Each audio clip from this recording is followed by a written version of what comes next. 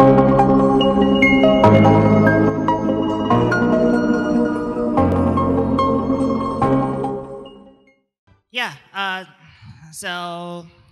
good morning, everyone, again. This session is more about welcoming two panelists who are both very familiar with what's happening globally, and then discuss a little bit about how the technology really changes the world. So first of all, can you please introduce yourself? So yeah, you first. Mic test. Okay. Hi, good morning, everyone. It's impressive that everyone is here on time. If this was in my country, for example, that might not be the case. But my name is Ernest. I wear two hats. The first is I'm an investor and capital raiser through my investment company called Slate Alt.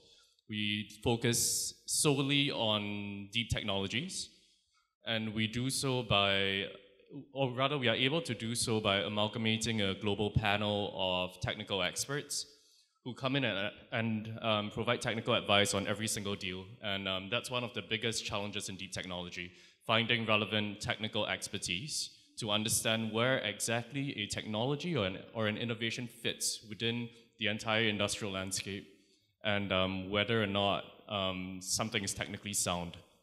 The second hat I wear is the head of Hello Tomorrow Singapore. Hello Tomorrow is a global nonprofit that focuses on developing deep technology sustainably globally. We run 11 local hubs. We have around 21,000 scientists, researchers, corporate innovation guys, deep tech investors within our network.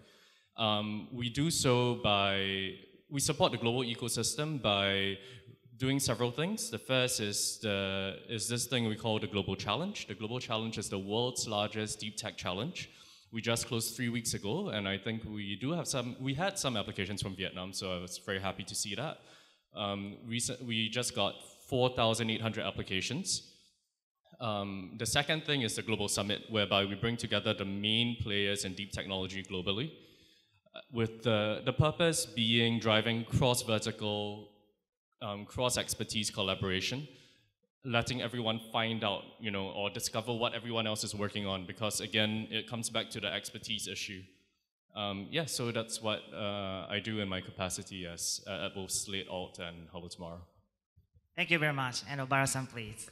Okay, so good morning.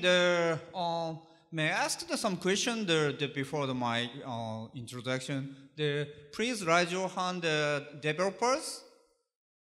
Oh, okay. So the entrepreneurs.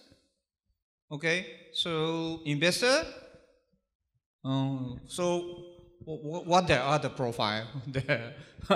Okay. Let me introduce myself. So at first, I'm very happy to come again here. Last year there is only 500 people. So, but it's very dense community. So, but the 4 year there are 3 times the pre-entrepreneur and the persons who change the future. Yeah, I'm very happy. So so one more question. Do you know emoji? Emoji. Please raise your hand. Use the emoji. Okay. So I'm daughter of the first emoji in Japan at 1999. So it's just almost 25 years ago. So at that timing, the technology is very rising. So, but the only dotting picture change the world, just change the communication, the emotionally. For now, the deep tech will change the world from the ground level. Last year we discussed about the AI, but now AI is really commodity. So my profile is I always supporting to launch the new platform like emoji, and also the new AI conscious service like Google Now in the the Google Japan as a new business development head, and also I invested in many tech company like a Viber.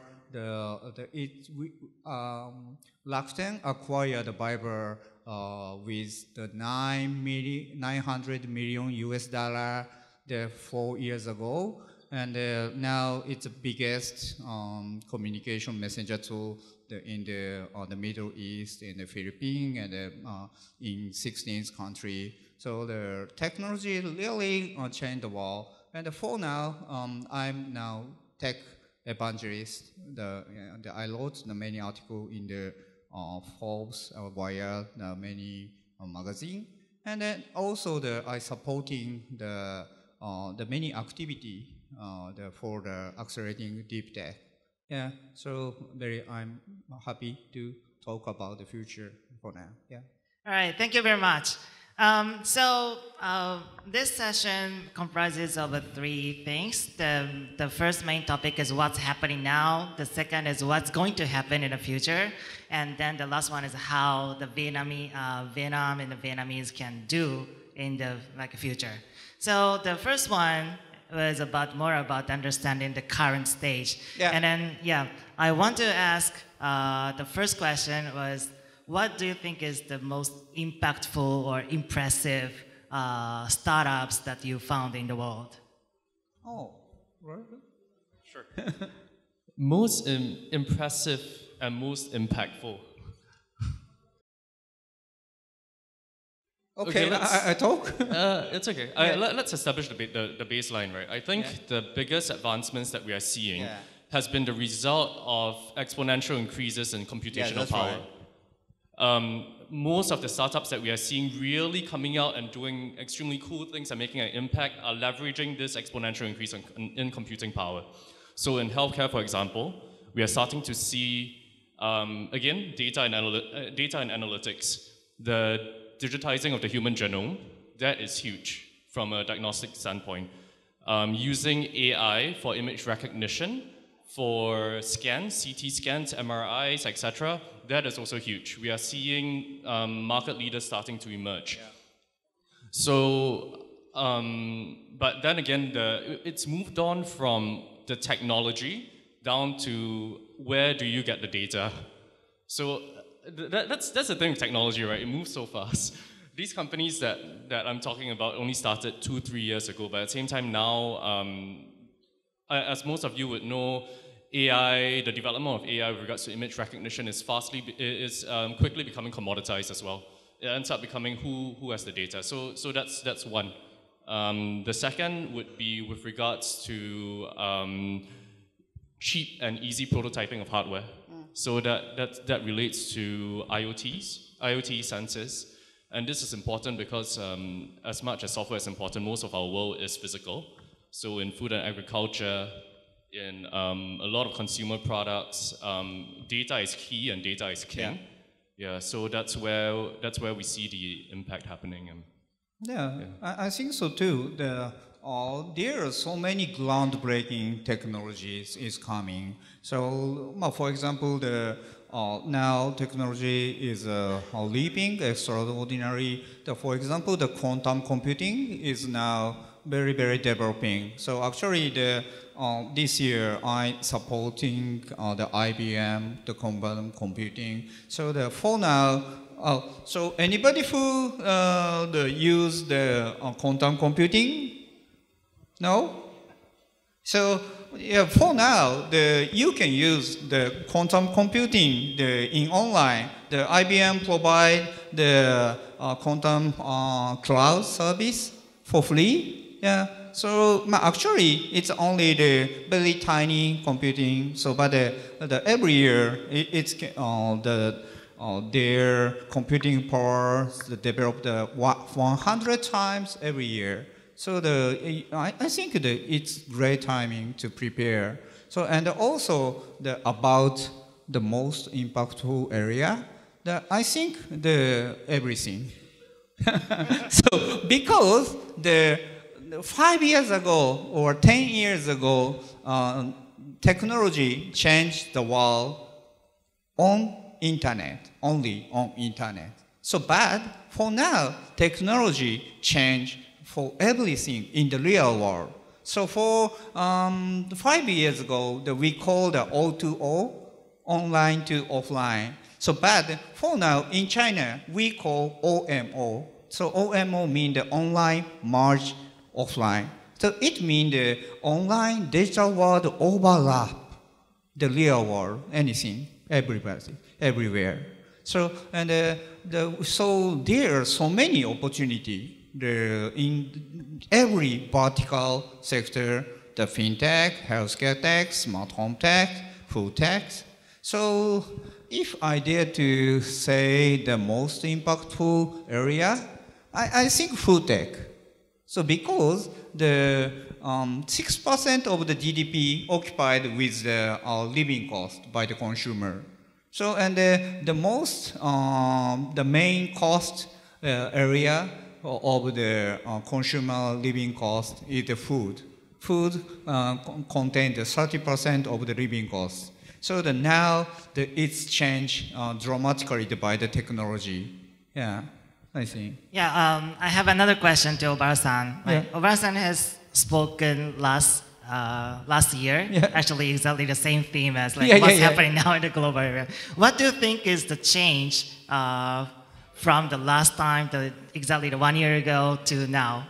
Oh, yeah. So actually, honestly speaking, I feel the time gap between the Vietnam and the US Silicon Valley or Tokyo startup scene. So I think it's 10 years time gap last year. So, but I talked with many startups last night in the pre-event. Yeah, the gap is very, very the feeling. Now I feel the gap for I think the 3 years or 4 years gap between the Vietnam and the Tokyo. Yeah. So because I think your mental mindset for the startups is dramatically changing. Yeah. So we can do your own business, and also you can sell out your technology for the big company, and also you will be in the market with the big size money. Yeah. So it's very going fast. Oh, yeah. Yeah, I also feel that everything is changing pretty fast, and also, especially in the US or like China, everything is going even faster. Yeah. Yeah, so everything impresses us.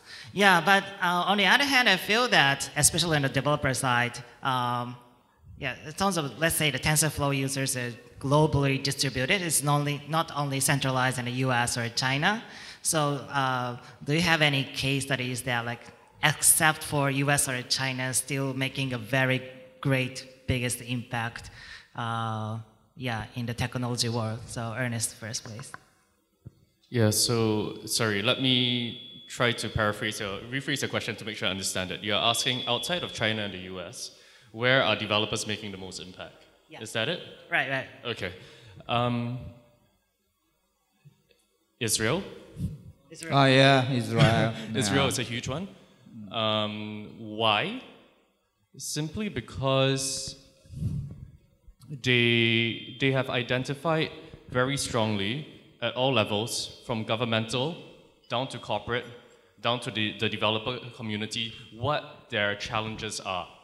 And they are clear in their vision as to how these challenges need to be navigated. So when there is coherence and unity in the community, and when people are able to work on problem statements that are very clearly defined, that's where you see the impact come in. A lot of times, the developer community is a community, right? At the end of the day, what do we create? We create tools. And if we don't know what the problems are, we don't know what tools to create.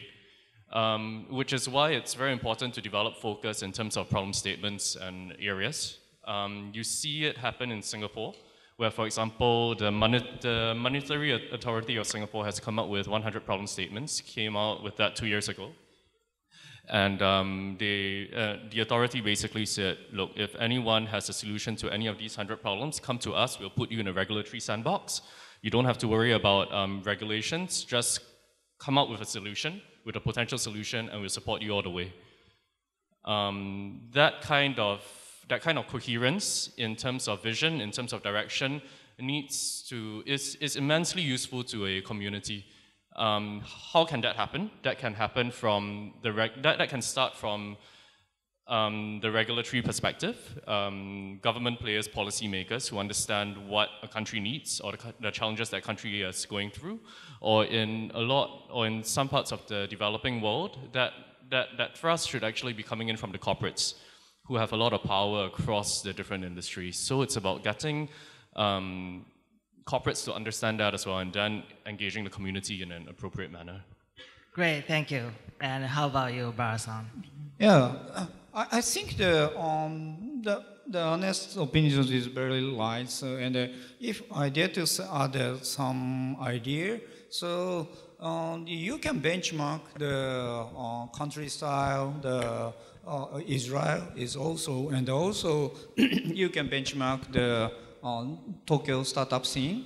So because the Vietnamese population is very similar to Japan, so actually the Vietnamese population is growing and our Japanese population is decreasing. So I think in 10 years the Vietnamese population exceed Japanese population. So you have a good market. You have enough market to make a big business in your own country, and your business can expand the other global countries. So, and also the Israel is a very compact country.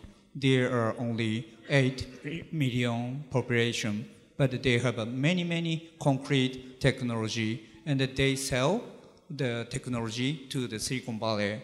So, for example, I'm supporting the Tel Aviv University's the Deep Tech Fund, and the chairman of this fund, they sell 8 times to the Silicon Valley their technology. So it's really a good example for you, yeah, and you can do it, you can copy it, yeah.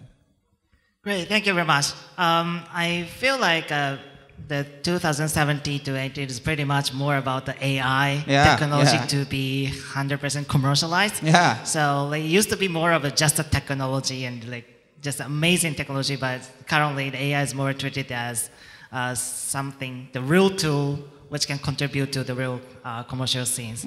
So I just want to ask a little bit more about the blockchain side on the other hand, because of course the crypto is one very great application, but the blockchain, the potential of the blockchain is not supposed to be only for the crypto, but there should be some other ways to be applied. So so the question is two. Number one is what have you found? And the second is what do you think the blockchain is going to be like? So Ernest, please. I have a slightly conflicting opinion on this. I don't think it'll be a very popular one. Yeah. So let me disclaim that first. I think at the end of the day, a blockchain is not a cure-all for all of your problems. We have to remember that at the end of the day, if the work can be done by way of automated, secure workflows or processes, then it should be done by automated, secure workflow processes. The blockchain comes in when you need immutability. Not many things require immutability. Some things just require proper architecture planning. People jump onto the blockchain because, it was hot, right? And in certain parts of the world, it's still very hot. It's easy to raise capital, you circumvent securities regulations, etc. But what is the application really is the question. So out of I don't know, the couple hundred blockchain projects I've seen, I think possibly only 5 or 6 actually, in my opinion, require the full functionality of a blockchain, and the rest of them actually don't. So I'll tell you what I think requires the full functionality of a blockchain. The Estonian civilian data management program. Right.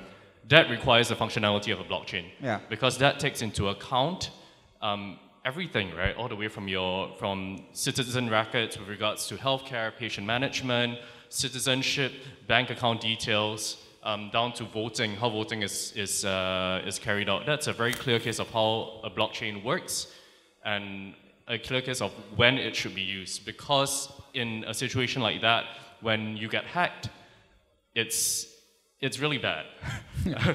That's an understatement, right?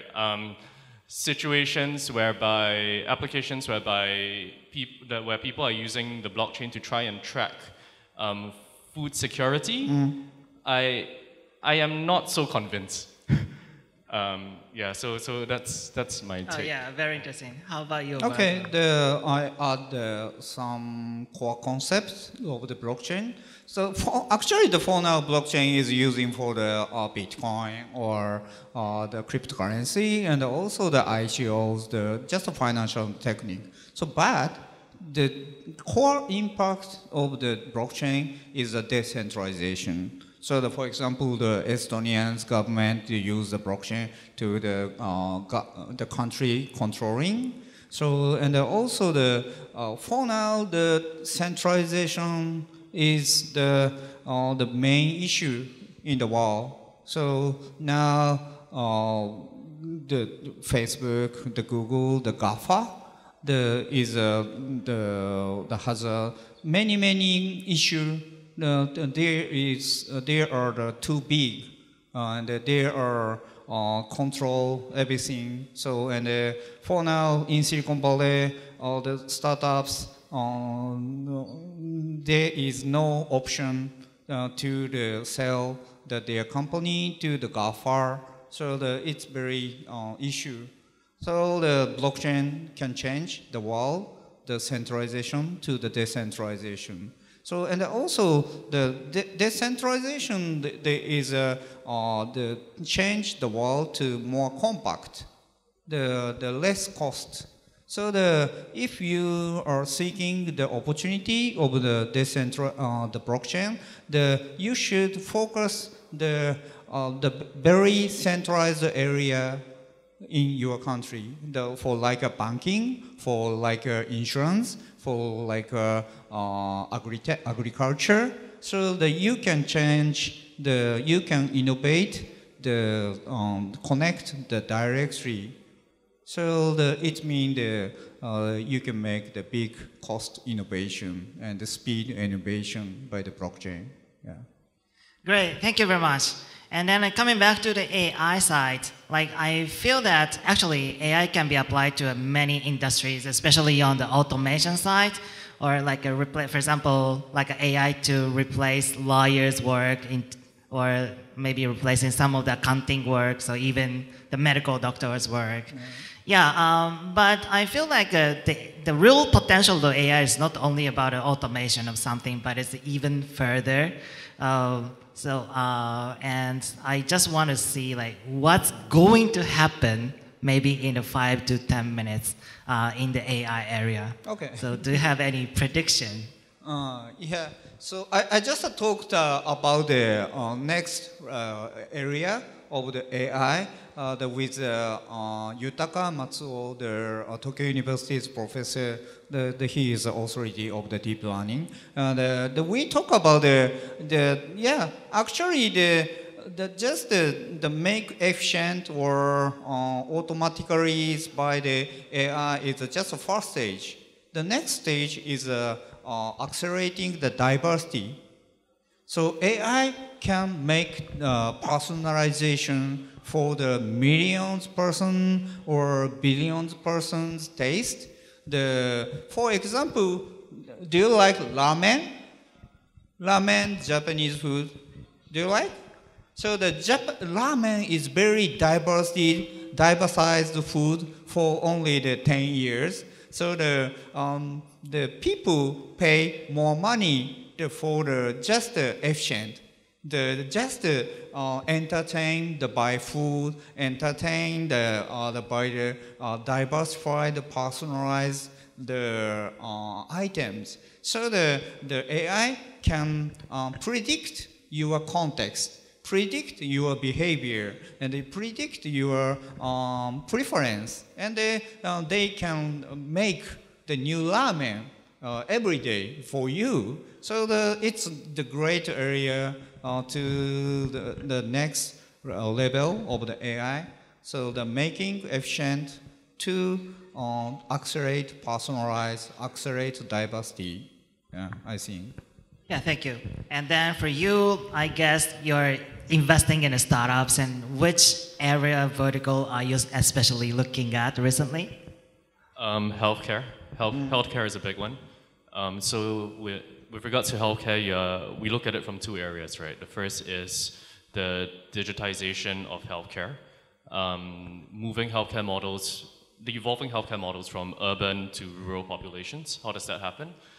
So now with cheaper storage, cheaper service, more secure processes, you're looking at the emergence of telehealth, telemedicine, with the improvements in cold chain logistics, with the improvements in just regular amalgamation of delivery networks. That also makes the delivery of drugs, pharmaceuticals, etc., a lot easier. So that's at a nice, not so deep tech level. Yeah. But that's still a very real need, I think, especially in our part of the world where you still have large rural populations, and it will continue to be as cities rapidly urbanize and grow. And in the event where it usually happens, healthcare infrastructure cannot keep up. What are the alternative pathways, right, to centralize healthcare systems like hospitals? The second part of healthcare comes with regards to the digitizing of biotechnology. For example, the human genome. Now you have computing power that's actually able to handle the complexity of the billions of variables when it comes to diagnostics. So that is turning genomics on its head. That's turning how we treat the entire drug discovery and drug developmental process. It has the potential to shorten down FDA approvals, all the way from 10, 15 years to maybe 4 or 5. So I think that's a very interesting area to look at within the healthcare space. Yeah. Can I add one comment? Yeah. So every AI business starts from the negative reduction to the positive enhancement. So the healthcare technology is very good example. At first stage, the healthcare tech business starting from the detecting cancer, dissecting the disease, and the next level is the cure, and the third is the prevention. So keep the good stage, and the last stage is pursuing the well-being. So this is the basic steps of the business enhanced by the technology. Yeah, it's a great role. So I think. Yeah, great. Thank you very much. It seems like the time is running out. Oh, really? Already? Yeah, but I want to ask a very important question, which is like how. So the background is that actually I have another project called Cinnamon, and this is doing the document reading AI to help the big corporates to process the document automatically rather than manually.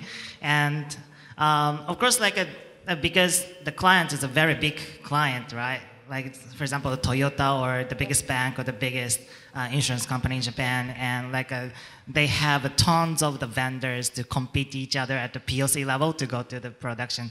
And then what I am very proud is that we are using fully originated technology from Vietnam to compete with other so many PhD type of the companies, then we win over them. So that means that Vietnam has a very strong potential to win over those in a global level of the technology. However, I feel that still Vietnam is not 100% ready to compete with the global stars. I think which is more about the market sense or how to reach out, how to do the business development. So I just want you to suggest Vietnamese community on how we can really go to the global market to take the global leadership. So Ernest, first please. How can we seize the global initiative? Let me start with the bad news.